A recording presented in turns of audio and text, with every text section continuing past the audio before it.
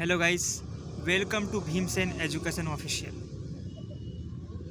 और आज हम बात करेंगे इस टॉपिक पर कि NFSC, NFOBC और NFST का रिज़ल्ट यूजीसी की वेबसाइट पर आएगा या फिर मंत्रालय की वेबसाइट पर आएगा। सामाजिक न्याय अधिकारिता मंत्रालय या फिर ST की बात करें तो जनजाति मंत्रालय।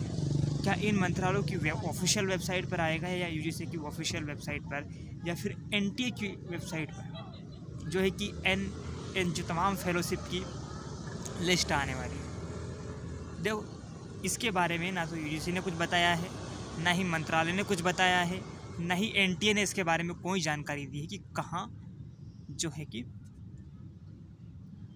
रिज़ल्ट आने वाला है, कौन सी वेबसाइट पर। हालांकि देखा ये जाता है कि जो नोडल एजेंसी है उसी की वेबसाइट पर जो है ये रिज़ल्ट जारी होता है, ये रिज़ल्ट जो है कि उस पर जारी होता है। लेकिन अभी हाल फिलहाल संशोधन हुए हैं कि जिम्मेदारी अब मंत्रालय को दे दी गई है।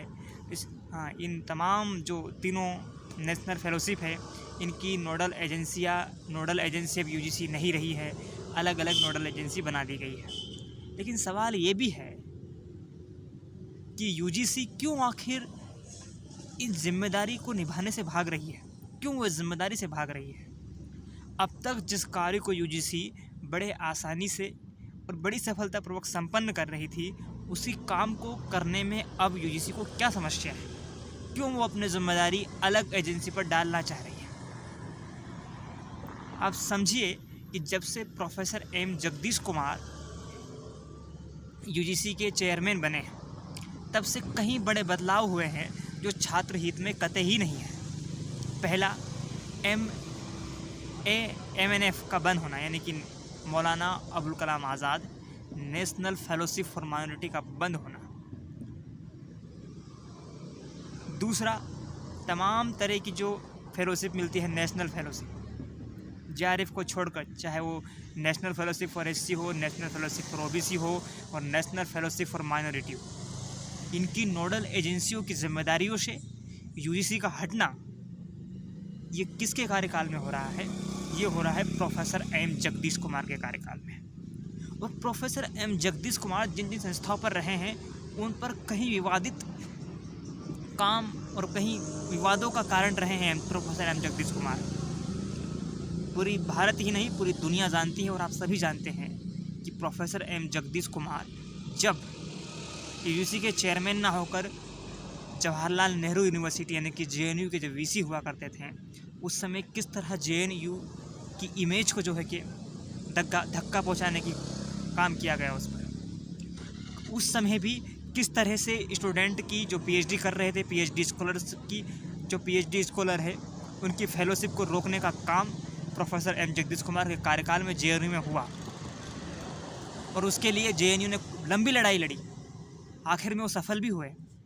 लेकिन अब देखा जा रहा है कि जब वो यूजीसी में एक जिम्मेदार पद पर आसीन है, उस समय जो है कि यूजीसी अपनी जिम्मेदारियों से भाग रहा है।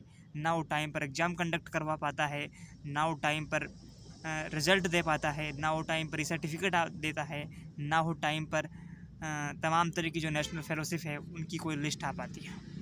और इनके बजाय फेलोशिप बंद हो जाती है, जैसे Maulana Abul Kalam Azad national fellowship for minority. और इसके अलावा तमाम तरह की नोडल एजेंसी जो हुआ करती थी, जिस कार्य को आप देखिए कि जब से यूजीसी ने नेशनल फेलोशिप फॉर OBC हो, नेशनल फेलोशिप फॉर SC हो, ST हो, इन तमाम कार्य को अब तक यूजीसी बड़े ही आसानी से उस सफलतापूर्वक करती आ रही थी। लेकिन जब से प्रोफेसर M जगदीश कुमार इस पद पर आसीन हुए हैं, तब से उसे यूजीसी को लगता है कि वो इस काम को ठीक से नहीं कर पा रही है।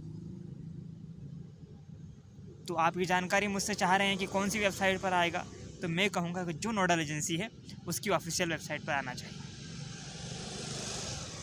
अब वो यूजीसी की वेबसाइट पर भी आ सकता है, क्योंकि अभी हाल फिलहाल संशोधन हुए हैं। इससे पहले अगर कोई रिजल्ट आया होता तो हम उसके एक अनुभव के आधार पर बता सकते थे कि इस वेबसाइट पर रिजल्ट आ जाना चाहिए। और इस वेबसाइट पर आएगा तो मेरे पास क्या, किसी ही व्यक्ति के पास अभी कोई ऑफिशियल जानकारी है नहीं इस बारे में कौन सी वेबसाइट पर रिजल्ट आएगा। यूजीसी की वेबसाइट पर आना चाहिए मेरे ख्याल से, क्योंकि लेकिन अब जो रिजल्ट आएगा ये पहली बार है, क्योंकि अलग अलग मंत्रालयों को जिम्मेदारी दिए जाने के बाद ये पहली बार है। अब जब रिजल्ट इस वेबसाइट पर आएगा तो आगे हमें समस्या नहीं होगी, हम बता सकते हैं कि कौन सी वेबसाइट पर रिजल्ट आएगा, क्योंकि अब तक तो यूजी की वेबसाइट पर ही तमाम फेलोशिप की जो है कि लिस्ट आ रही थी। अभी तक इस पर संशय है कि कहाँ पर आएगा। मेरे ख्याल से नोडल एजेंसी जो भी है, चाहे वो सामाजिक न्याय अधिकारिता मंत्रालय हो, जनजाति मंत्रालय हो, जो इनकी ऑफिशियल वेबसाइट पे वहाँ पर ये लिस्ट आ जानी चाहिए। अगर ये वीडियो आपको अच्छी लगी हो, जानकारी उसे परिपूर्ण लगी हो, लगता हो कि आपके काम की हो, तो प्लीज़ सब्सक्राइब दिस चैनल। इस चैनल को सब्सक्राइब कीजिए, लाइक कीजिए, और अगर कोई बात आपको रखनी है अपनी तो कमेंट कीजिए। Thank you so much for watching.